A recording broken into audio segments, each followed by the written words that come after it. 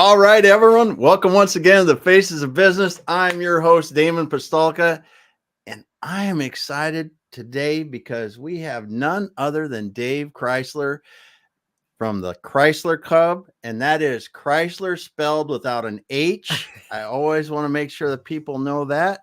And we're going to be talking about using AI and experience to operate or to optimize operations. Dave, thanks for being here today, man.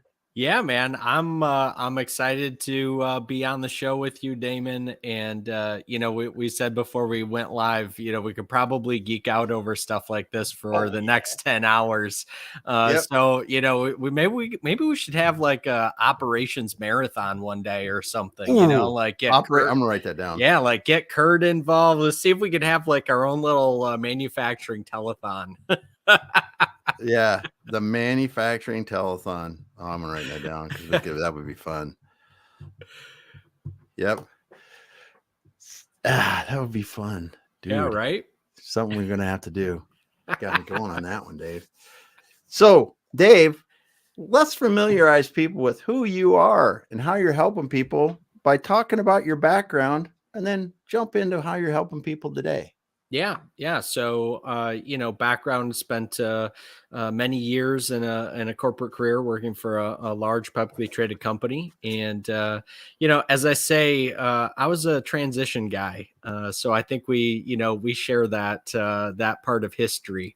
And while at the time I would never tell you how great it was, I could say that looking back, it's really, it's what allows me to do what I do today. And it's kind of ironic because when I think about all of those stories and all of those, things that I was put in place for and to deal with, it's ironic to me because it's the stuff that I have loved and have always loved it. So even though, you get tossed into difficult situations and you have to figure it out and you kind of navigate forward, and those practice runs help you, right, to now see things more clearly, more quickly, right? Yeah. It's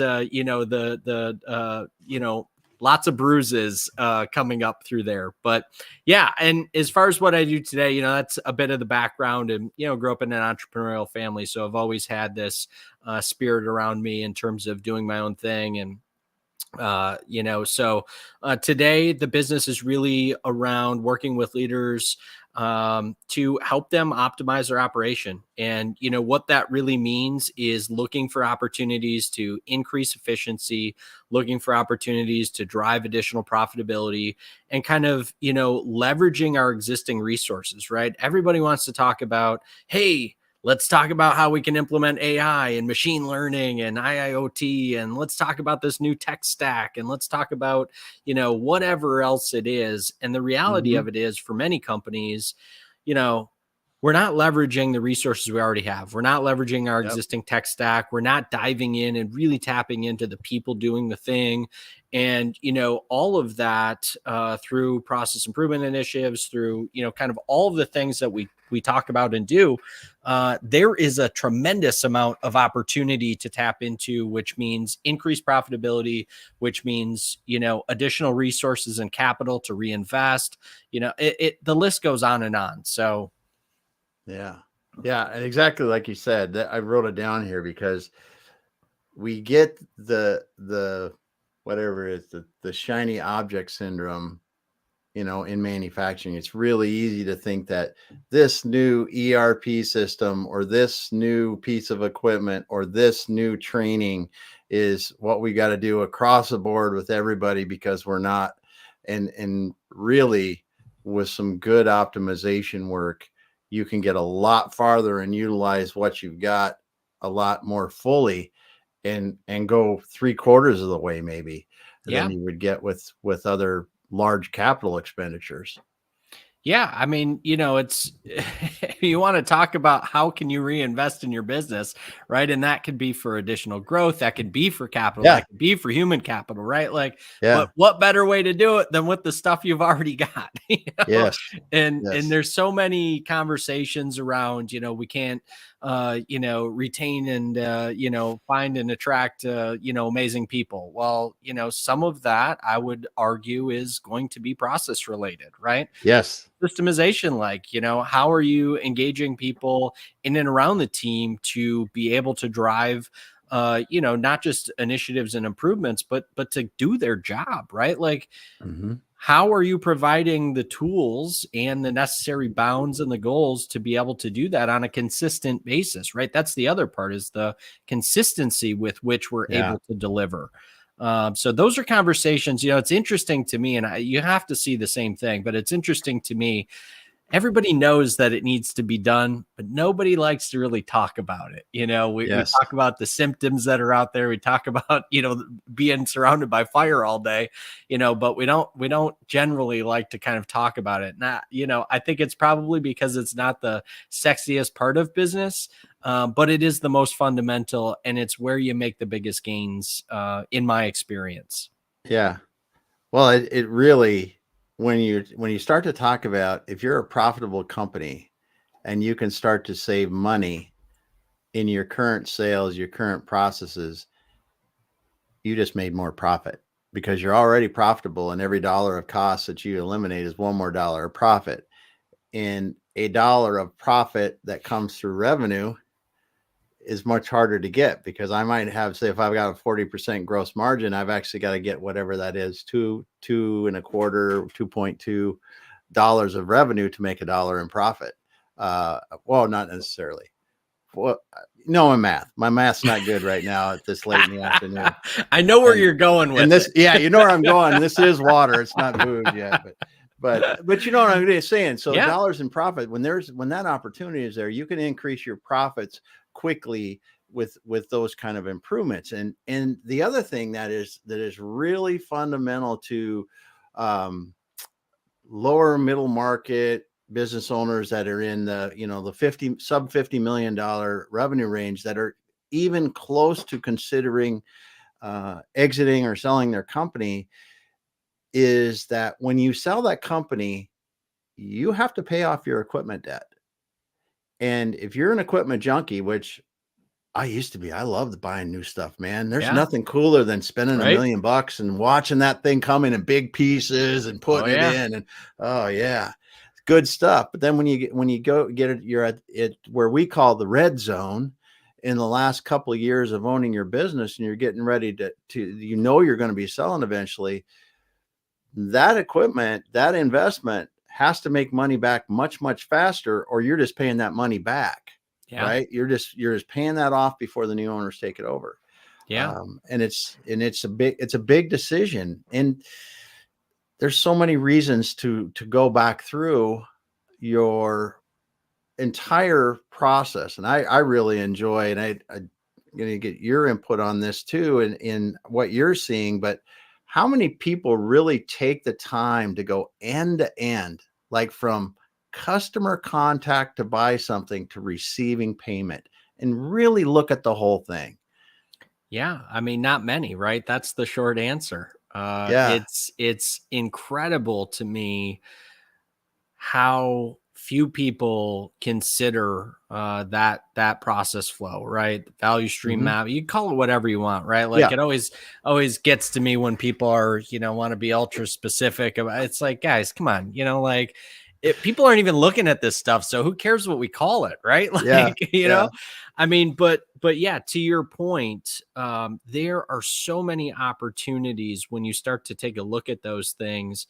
And the other part, the thing I like to talk about is, the thought process around the cycle of improvement, and where that really comes into play is, we're talking about taking a look at your business through that strategic lens, right? That should be, at the very least, an annual event, right? But Yeah. depending on the specific aspect of that, we should be talking about that on the quarter, on the half, and looking for these key opportunities to, drive some influence, drive some Yeah. optimization. Yeah, it's really incredible. I mean, we were talking about capital purchases, right? Equipment purchases. Well, when I when I had my corporate role, right, I'll use that as the example. We had a very Yeah. rigorous, as you would imagine, a very rigorous, CapEx process. And so in that, right, we had to take a look at kind of what's the strategic plan, like what's the S&OP plan, right? Like, what are we going to do with what we've got today? What do we think is going to be coming in the front door? How are we going to execute that today? How is this a capital equipment purchase going to fit into that mix? But it was from the forecasting perspective, right? Like we were already updating hourly rates to understand what's the impact, what's the burden, additional burden going to be for this new piece of equipment purchase? Can we pay for it? And not just pay for it, but really turn up the juice with this thing. And so many times the answer was no, right? And not no from the corporate perspective of like, no, it makes no, it was no at the plant level, saying, when I start to peel back all of these onion layers and I start to look at, what the impact is going to be by spending $1 million+ on this, fill in the blank, it's like, man, it's not there. Like I would have to go out and sell 30% new revenue in a category we don't even touch today to be able to do this and to make it make sense. And, again, so back to what you said, like, there's so much opportunity, whether we're talking about process, improvement, kind of optimization, or whether we're talking about strategic business planning and how that can ultimately impact these types of things at the plant level. So it's, for me, it's kind of fundamental and foundational. And so I try to, shout it from the rooftops as many days that LinkedIn will let me. Yeah. So we're obviously seeing a little bit about AI in the news today. This little thing that they call Chat GPT and Bard and Bing Chat and are they're changing things a little bit. A little bit. Yeah. A little bit. I've heard of those. I heard of them. Yeah. Yeah. So what it really, when we're talking about optimizing operations, the title is, I love what you say on your, and I got to read your LinkedIn profile, is, and this, I'm gonna pull it up here while we got it, because I was looking at it earlier and I closed the window, but sorry, I'm slow today. It's all right. It's okay. We're all good. Yeah, it was a good thing. So here we go. Got to read it. Outsmarting AI in manufacturing and beyond using actual intelligence and practical expertise. So you've obviously got some ideas about AI. And so what are some of the things you think people are doing right now or expecting AI to do that it really is not going to help them with right now? Yeah. I mean, I think when people think about AI, and an interesting, fact about AI, right? Like it's been such a hot topic lately, but the reality of it is it's been around for decades, right? Decades. This stuff has been around for decades. And, so yeah, it's cool. The latest iteration is amazing, right? It's conversational. It has a lot of knowledge base. There's many, many things that you can do with it. But I am a firm believer that, AI in kind of any generative AI, and I know there's I'm guarantee there's going to be somebody that's going to jump into this, with what I say, right? But it's like, look at, people buy from people at the end of the day, and technology cannot replicate the human connection. We are pack animals at the lowest level of the evolutionary chart, And so when I think about it, I love AI. I'm a Chat GPT, power user, and I've got the paid subscription. I use it all of the time, but the disconnect that I see for a lot of people, and it doesn't matter, what the kind of genre is, right, or who it is, but people think that it's going to replace, practical experience, and as smart as ChatGPT is, it will never be able to replace the practical experiences and taking those experiences and applying them given new scenarios, right? And what I'm Yeah. really talking about is how do you apply that given a new, set of variables, people variables, equipment variable, like all of these things. It does not have the ability to reason in the same manner that we do. And I'm not saying that our reasoning is correct, but Yeah. what I am saying is that, humans have this innate ability to take their experiences and to look at other factors and to bring all of that together in a, kind of a practical sense, right? And I don't think that I will see that in AI in my lifetime. Maybe I'll be wrong. Hmm. It'll certainly be interesting to stay tuned to Yeah. see, Yeah. right? But that's where I come from. It's a great tool.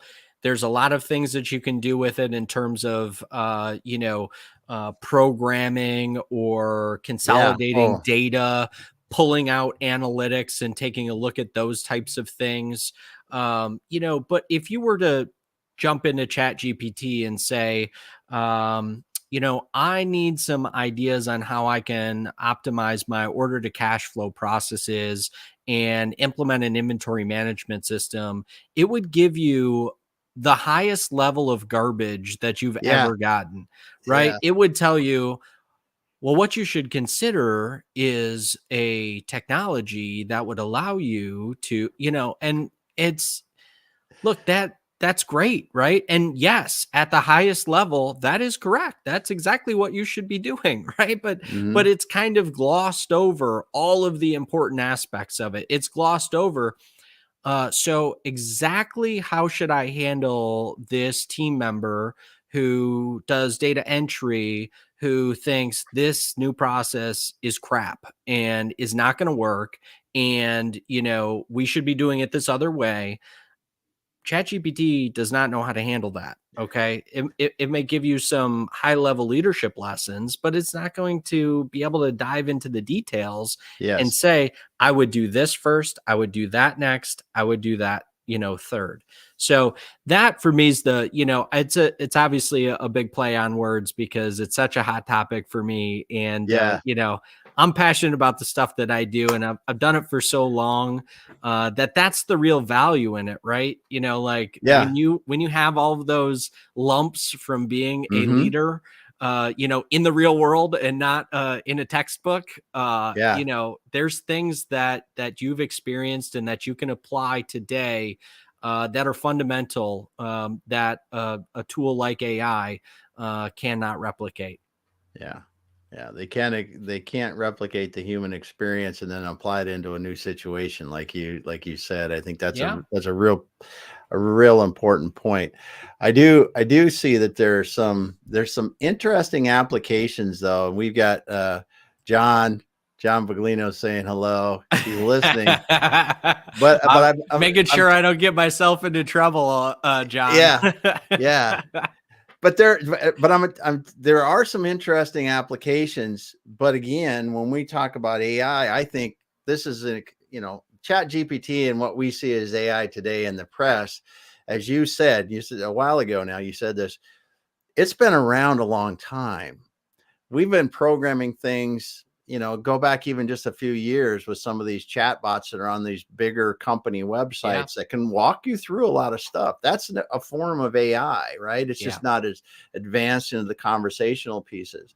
And I think some of the interesting stuff that I'm hearing now that may really take this to another level is to be able to do something. I was talking to a gentleman last week or 2 weeks ago that was talking about taking, for a very large corporation, all of their HR rules, regulations, everything that they have across the globe, and putting that data set into an AI based thing so that now Damon can ask an HR question of this system and it will answer it, and it will answer it correctly. And right now they had people that were trying to look these obscure things up in this huge corporation, but this can bring it right to the forefront, give it to you, and really, and he said that was around that specific data set, though. It can't go outside that. It can't make Yeah. up its own. It can't do anything. It's like using that. And you think about the advancement that is, to be able to reason and go, okay, this is where Damon's at. This is his position. This is what's applicable. Because that kind of programming is very hard for us to do now. But those things are really interesting, I think. The Yeah, applications there. totally agree. And, like, not to get too into the weeds with AI, but, ChatGPT just released a pretty interesting feature along those lines where it will allow you to kind of give some background information as a behind the scenes input. I forget exactly what they call it.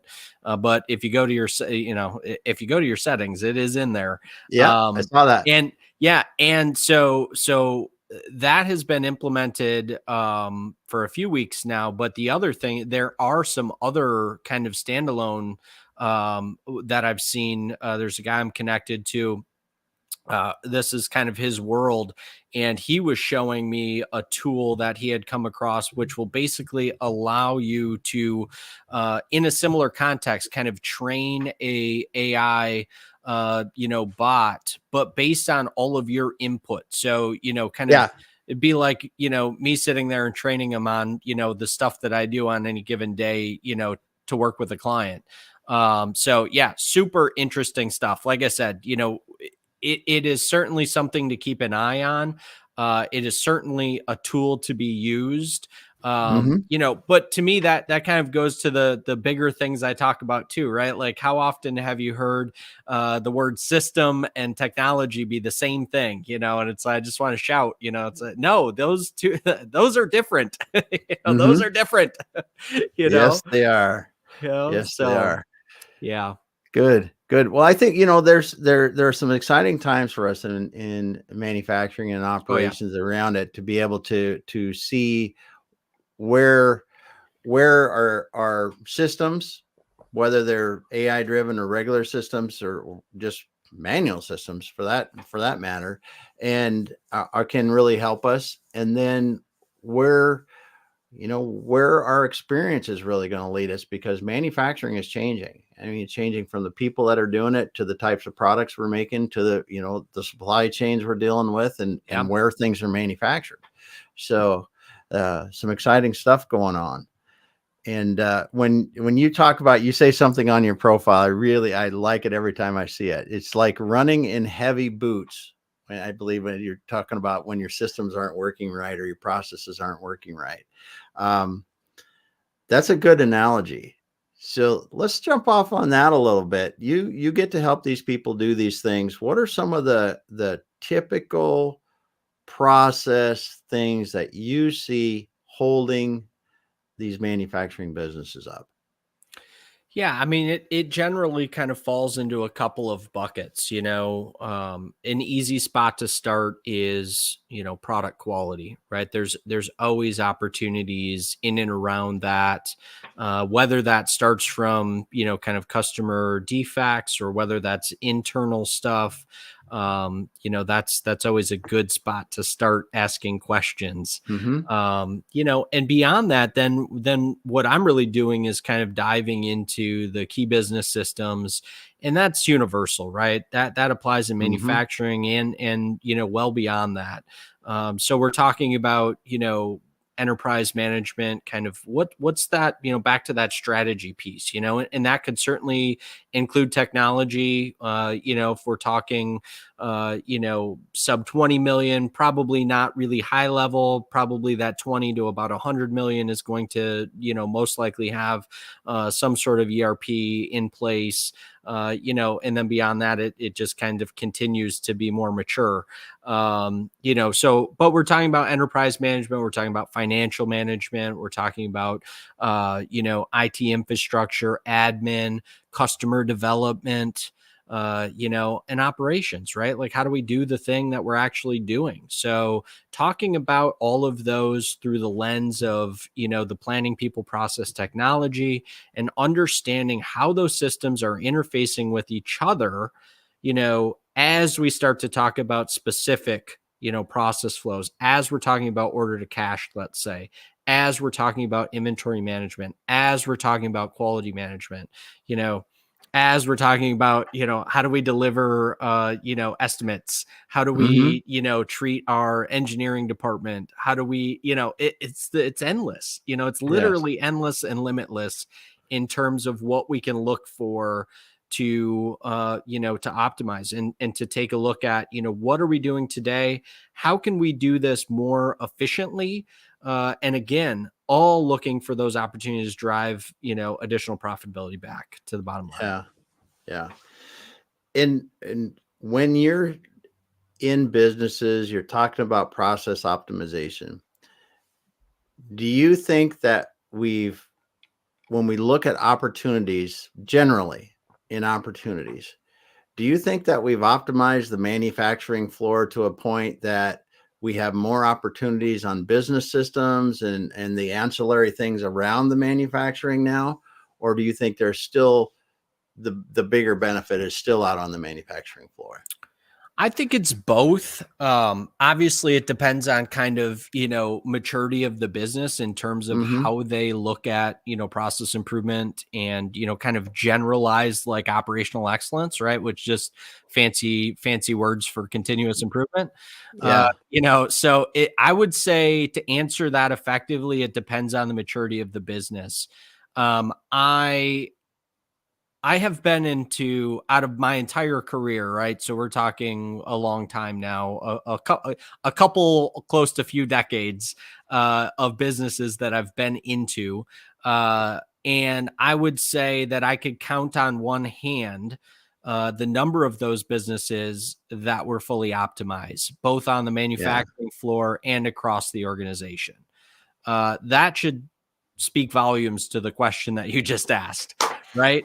We Like, just got a lot of stuff. We just need to figure out where the biggest opportunity is. yeah, I mean, it's, again, it's kind of never ending, right? Because all of the factors are always changing. Yeah. All right. 10 Good years point. ago, right, was a different set of, Yeah.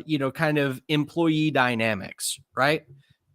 That was 5 years ago, right? Pre-pandemic versus Yeah. post-pandemic, two sets of kind of things we are dealing with from a culture piece, from a hybrid work piece, and that impacts manufacturers just like it does other types of businesses, right? Yeah. So the dynamics are always changing, the variables are always changing. What doesn't change is the fundamentals, the cycle of continuous improvement, the business systems that we need to be successful.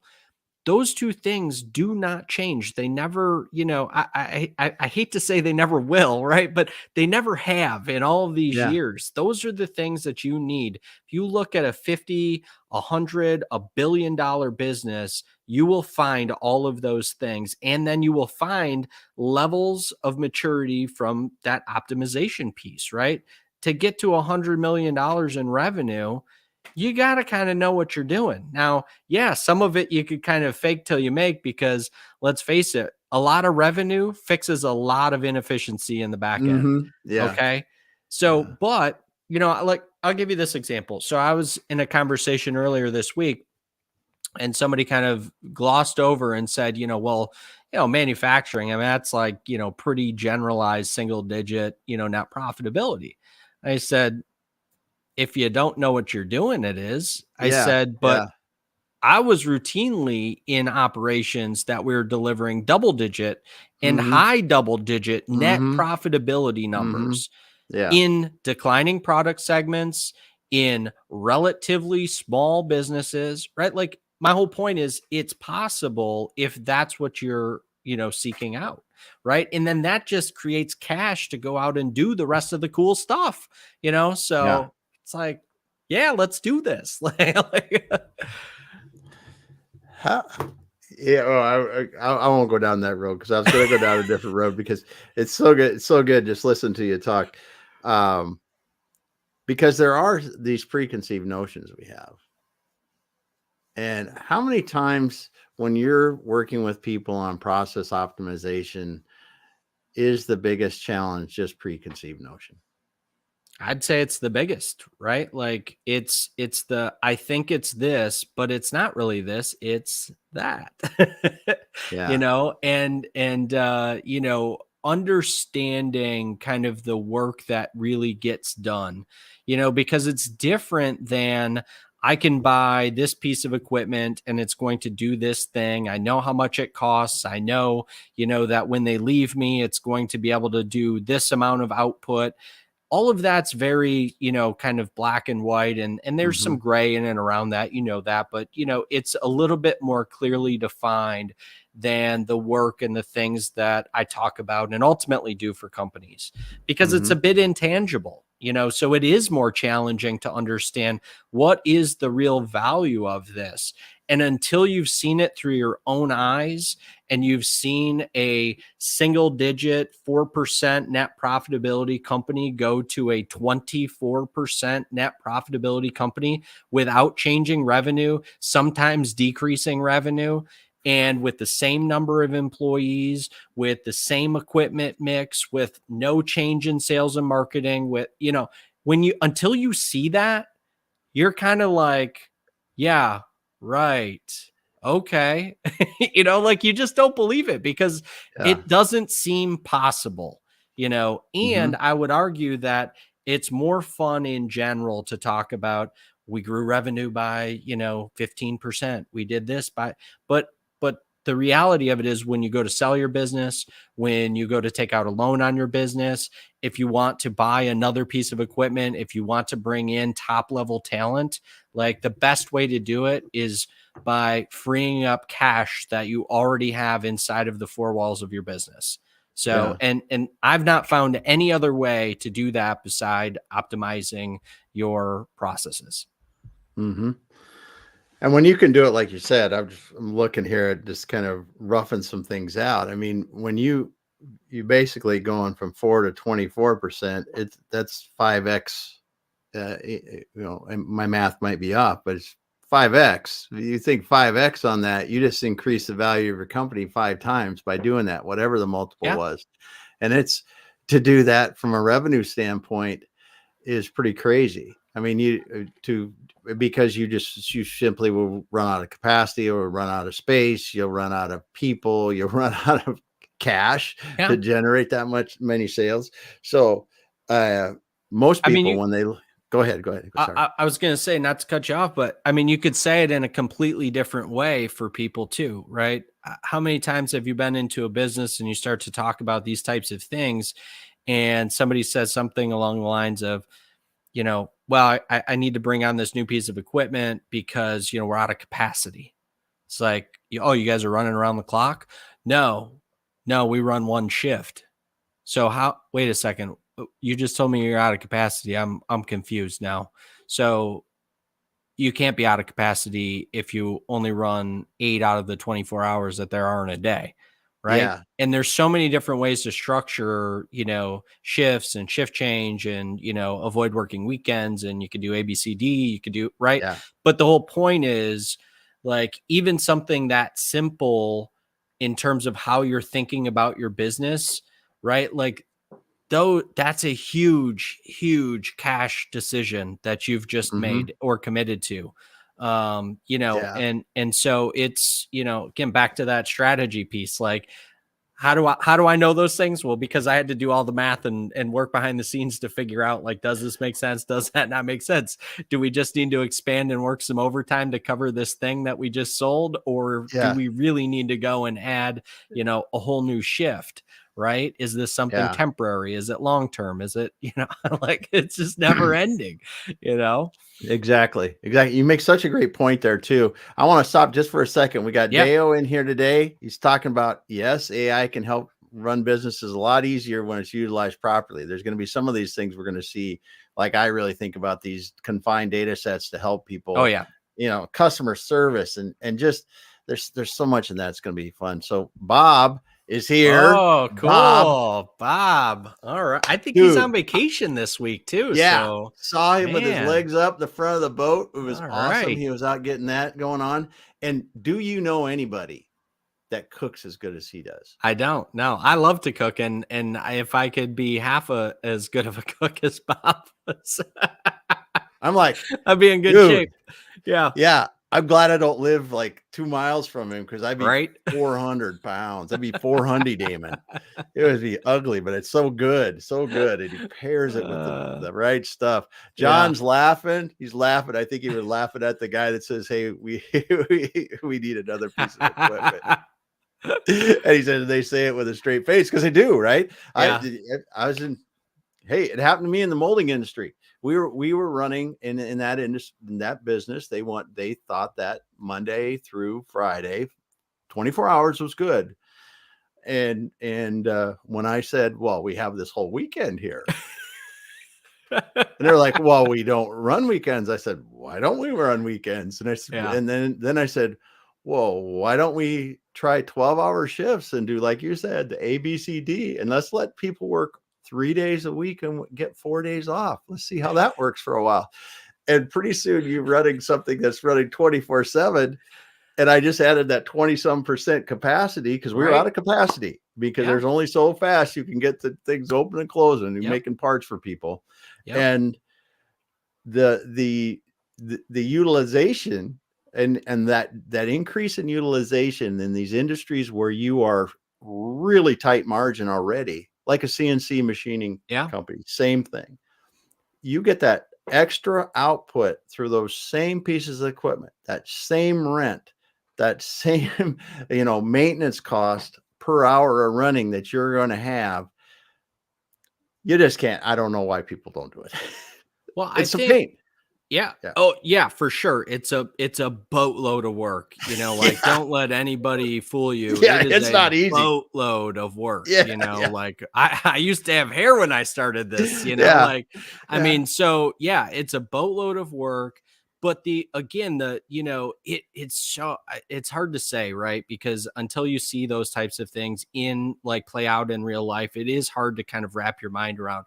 But it is so cool when it comes together like that. And, and like you said, okay, so now, now you go to the next step, right? So that's one step. We're going 24/7, right? Like, boom, we've got this additional capacity locked in.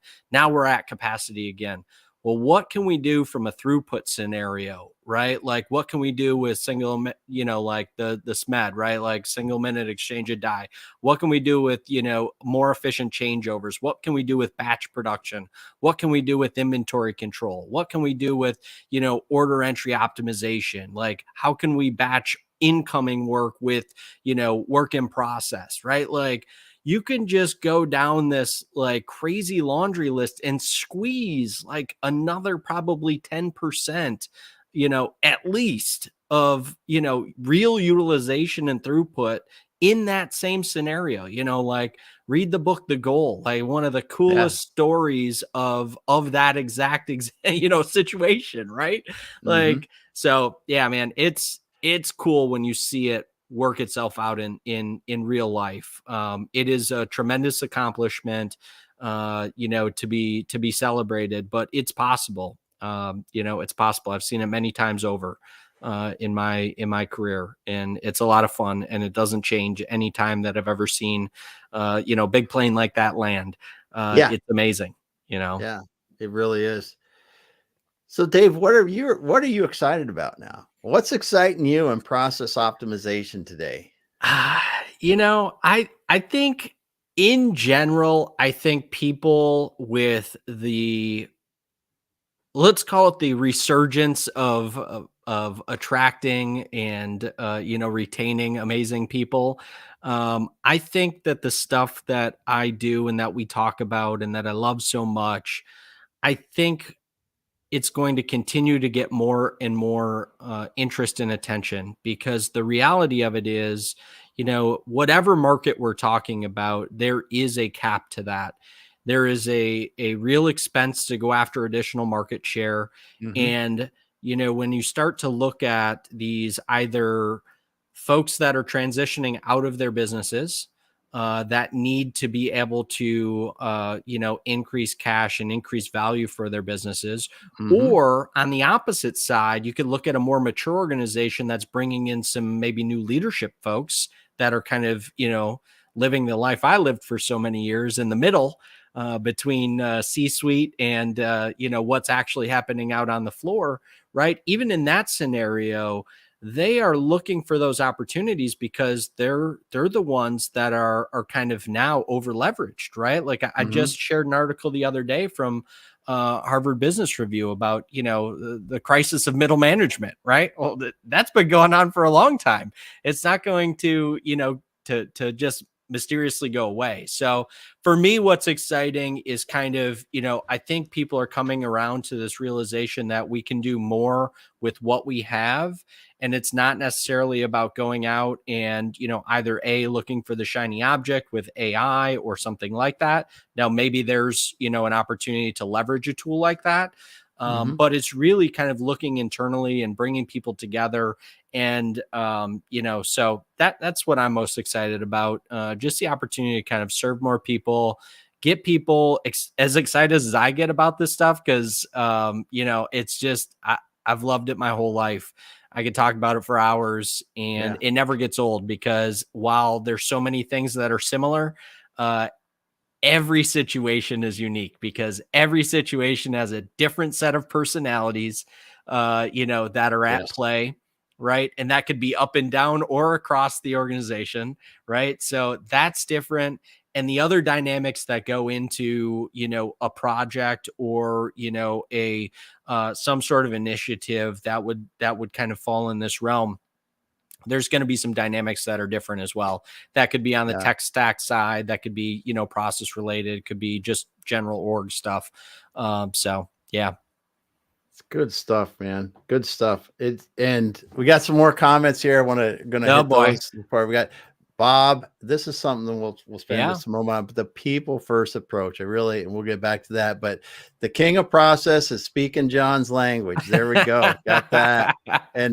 And then Bob's hitting optimization again. Good stuff, guys. Good stuff. We need one of those confetti buttons or something, every time somebody shouts optimization. Oh man. I gotta drop my pen. But we got a confetti button. I gotta see how there you go. that. So we'll get that on the telethon. We'll get that on the telethon, Damon. That'd be funny. That'd be funny as heck. So the thing that I really am enjoying, and it might just be me and the clients I'm working with now, is it seems like the whole people challenge that we're going through has really caused companies to go back and look at, are we neglecting our people or are we really engaging our people? And I think that if there's anything that comes out of it, I hope is we can get more engagement, because when you talk about taking a company from 4% to 24% profit, that doesn't happen without Damon, who's dumping garbage cans every day, helping us with what Damon knows, because Damon's smart in Damon's own way, and Damon can help us make more money. And if you don't get those people engaged, you're not going to get those results. But I think, pray that that's really starting to help us engage everyone to build better businesses. Yeah. I mean, to your point, right? When I was early on in my leadership career and journey, I as I told you, I grew up in a family-run business, and that family-run business was started in the 70s, and that was a different type of management style, and that was the style that I brought with me because that's how I learned, and I was, on top of that, I was a young kid that thought he knew a bunch of stuff. And, so like those two things combined was definitely not great for culture, believe me. Okay. Yeah. And, so we talked about bumps and bruises and bad decisions. And, I did all of that. And for me, as the real unlock for me, and where I saw it firsthand was the fact that, as I continued to kind of grow and people constantly still saw something inside of me and gave me these opportunities to expand my responsibility in bigger departments than, facilities and so on and so forth, that for me was the unlock to say, like, man, now I'm in this facility that I don't know any of these people. I don't know any of the products. I don't know the equipment. Mm-hmm. So it's like, well, how am I I know what I have to do, right? Like I have to increase revenue. I have to increase profitability. And I need to do that like yesterday, because this is a plant that was in transition. And if I Mm-hmm. don't, this plant's going to close. Like that was what was in Dave's mind about the reality of the situation. And so Yeah. it was a real quick lesson of like, hey, everybody, like, here's kind of, why I'm here, what I think we can do. Like, how can we do this? Mm-hmm. So for me, it was that hands-on, but I tell that story because I think it applies to everybody. I think it applies to a business owner who is not like that naturally. Okay. And I tell Mm-hmm. that Yeah. story the same way, because here's the thing. If there is anything that people appreciate, it is transparency and honesty. And when I was a terrible leader, I would tell people that, like, hey, I'm sorry, I screwed this up. Like, I'm just not that good at this. Okay. But I want to be better. I want to change this. I want to, fill in the blank. Right. And I was like, what? Like, you shouldn't say stuff like that. It's like, yeah, I should, because that's the reality of the situation. Okay. We're all Mm-hmm. people. We're all trying to figure it out. And yeah, some of us have different titles. Right. But when you approach leadership from that standpoint and you're that candid about it, and you own, the SHIT that you've pulled before, Mm-hmm. what I mean, yeah, people might still like kind of be, but that will go away. That will break Mm-hmm. down over time. As long as you continue to show up, as long as you continue to try, as long as you continue to ask for feedback.